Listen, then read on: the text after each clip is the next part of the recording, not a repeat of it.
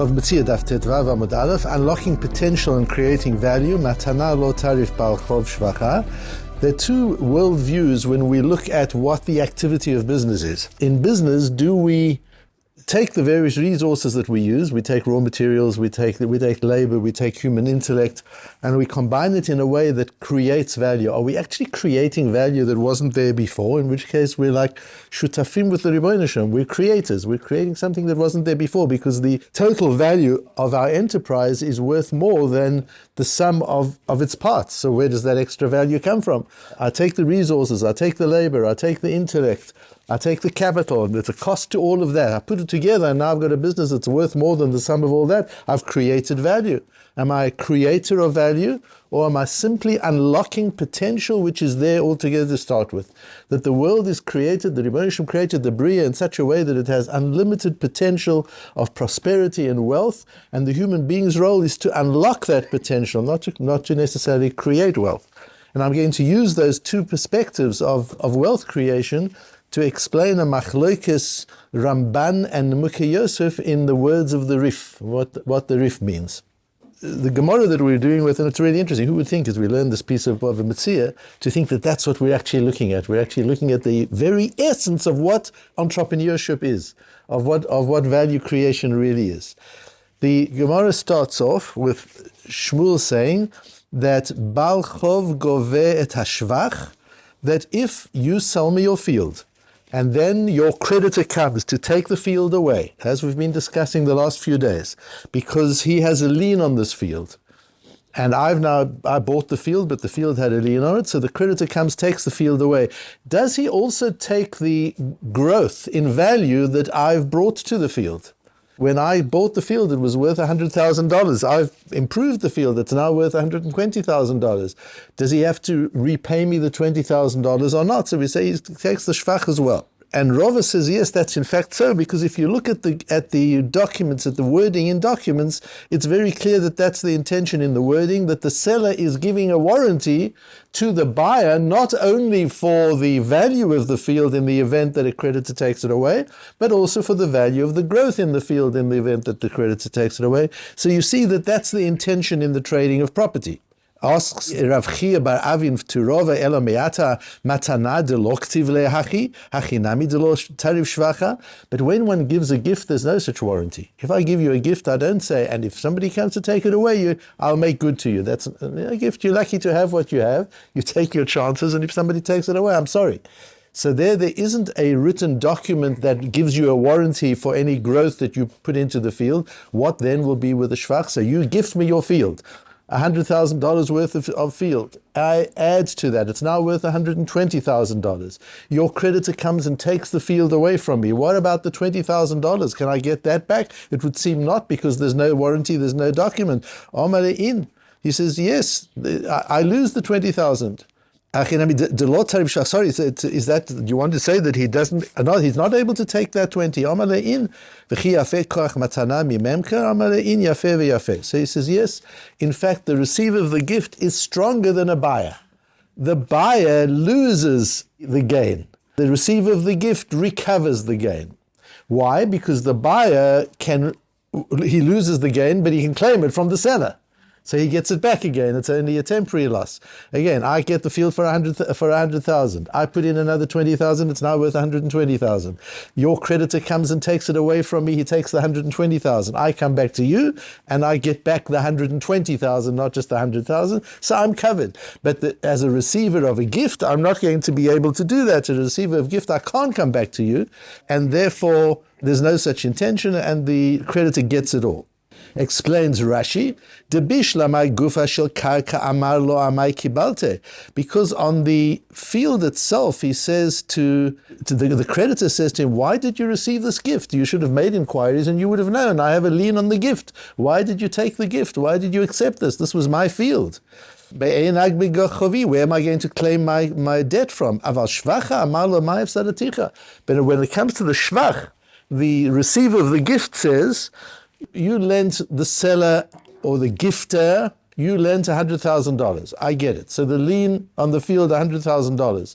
But the extra that I've invested into the field, that extra $20,000, what's that got to do with you? So take the $100,000, which was the field that you originally had a lien on, and repay me the $20,000 that I've improved it, because what you've now got is a field worth 120, not a field worth 100.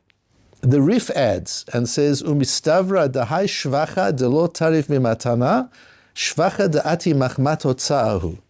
This growth that the creditor cannot take from the receiver of the gift is the growth that came from the receiver of the gift's investment in it. So it's not capital growth. It's growth through working. He added value. Aval shvacha da'ati memele tarif. But if the field increased in value by itself, property prices went up, of course he takes the added value. It's only the growth that resulted from the effort of the receiver. That growth, the creditor doesn't have a right to. But the natural growth of the asset, the creditor does have a right to. That's what the Rif says. Well, let's look at the Rambam. The Rambam says, Matana sheshivacha machmat hotza'ah, a gift which has grown in value because of investment in it, ein ba'al chov gova mishvacha klum. The creditor cannot claim any part of that growth of value. He takes it what it was worth when it was given. But if it grows by itself, there's just capital growth which happened by itself, the creditor gets that capital growth. Clearly, the Rambam seems to be going like the Rif, and the Rambam regards the Rif as his Rebbe, as the Nemukah Yosef says. So that's clearly how the Rambam seems to be going. But the Raavad says about the Rambam, Amar Avram, Dad Yochidu, this is the Rambam's own view. Nobody else holds this. Where does he even get it from? Which is interesting when it seems that it's a Mefurish Rif. The question in the Rif is what happens, because there are three possible growths of value. The field is worth 100,000, property markets change, it's now worth 120,000. Scenario 2, I put in 20,000 worth of effort and labor, I've planted trees, I've done things, and I've put a building there, it's now worth 120,000. That's the cost, that's the value of what I put in. The third scenario is, yes, I put in 20,000 and now it's worth 150,000.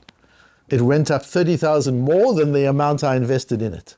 Is that considered capital growth and belongs to the creditor? Or is that my effort and it belongs to me? Not clear in the Rif. And that is a machlokes, Nemukah Yosef and Ramban, as we're going to see. The Nemukah Yosef says, he brings Rashi, the Rashi that we've just learned, it says, Kach Piresh Rashi Zal, Alma shvachi da'ati machmat hotza'ah de mekabel matana, lo shna keneged hotza'ah, o shvach shu yeter al hotza'ah, lo gavi minei bal chov klal. The Nemukah Yosef is learning Pshat in Rashi and says, if according to Rashi, the logic behind this is, I understand that you're claiming the field back. I shouldn't have taken the field. I should have known you've got a lien on it. But you had a lien on the field, not on the extra I've put into it. That came afterwards. So using Rashi's logic, clearly the Baal Chov, the creditor, doesn't have a right to anything that resulted from my investment, even if the resultant growth was more than the cost of my investment.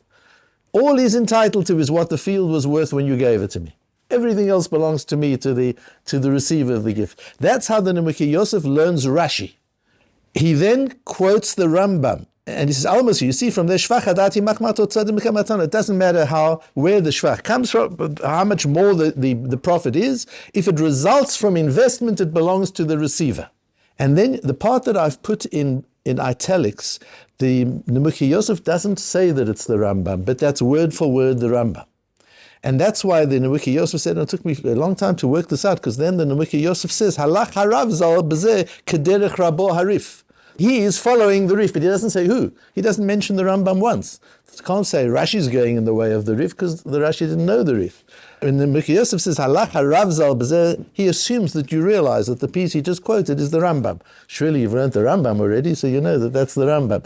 So he's quoting the Rambam, and he says the Rambam's following the Rif and following Rashi. That's all one school of thought. That the logic here is, I understand I shouldn't have taken this field because you have a lien on it, but what I've added to it, that's got nothing to do with your lien, that should be mine. That's Rashi's understanding of the Svara, and the Nemukah Yosef says that's how the Rif goes and that's how the Rambam goes. So why does the Ravid say that's a Da'at Yachid, that the Rambam's making up this from his own logic and nobody else holds this? Isn't this clearly the Rif? So I'm going to introduce you to the Shvil HaYashar. It's a new friend for you, but not for me.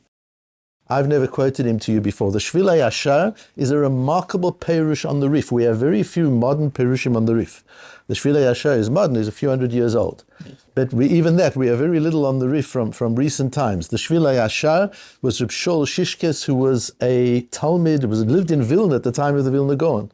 And Reb Shlomo Zalman Volozhiner, who was the brother of Reb Chaim Volozhiner. The two of them worked on the Sefer. Reb Shlomo Zalman Volozhiner also contributed to this Sefer.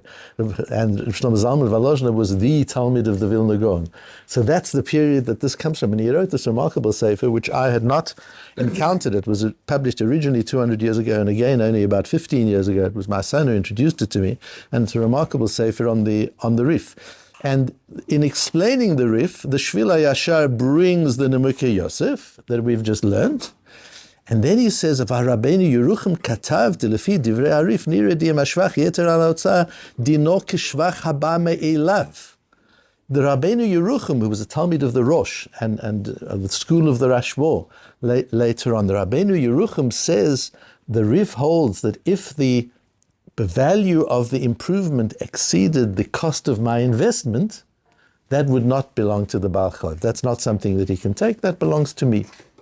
And that's how the Ramban, and I quote the Ramban in full in the Melchames, that's how the Ramban also learns the Rif. So it emerges, says the Shvil HaYashar, and the reason that the Ramban gives is מפני שקרקע זה קנויה לו לשיבודו והילקח אפילו שבח היתר האוצר גובה מקבל מתנה. He has a different logic in the Rif. Not the way the Nemukei Yosef said that the Rif goes like Rashi. What's the logic of Rashi? I shouldn't have taken this field, you had a lien on it, so everything except what I invested in it, you're entitled to take back.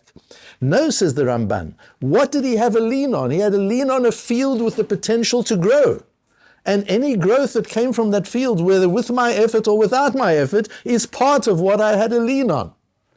And therefore, yes, I can recover my labor, I can recover my costs.